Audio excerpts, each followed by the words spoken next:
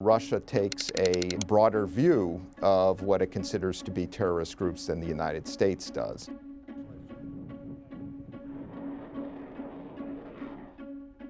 I tend to find that Russia's interests in Syria are pretty clear, and they're as follows. One, they're supporting an ally.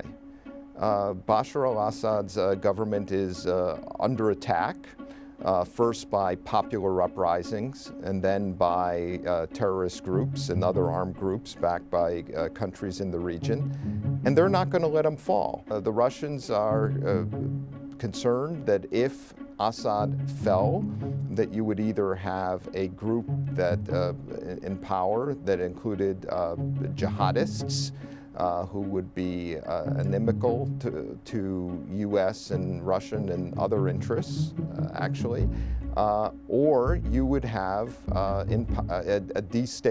continually destabilized state that allowed these terrorist groups to continue.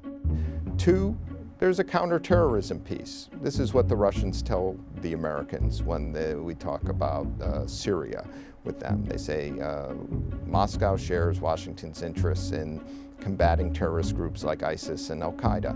That's true to a certain extent, although Russia takes a broader view of what it considers to be terrorist groups than the United States does. It is more inclined towards Assad's definition, which is any armed group which opposes him, rather than the strict UN definition, which would be Islamic State, al-Qaeda. But it is correct to say that Russia also supports counterterrorism activity. And third is challenging the U.S. role and a kind of lesson learned from the previous era. Russia went along with the UN resolution which allowed what was then called the right to protect use of force in Libya during the Obama administration, and that ended up leading to the downfall of Gaddafi. And we saw what happened there. Russia is not ever going to let that happen again. They're going to try to prevent, actually, any U.S. or other military intervention that could destabilize a friendly state. It's kind of a demonstration effect to the rest of the Middle East. Russia stands by its allies in the region. People take note of that.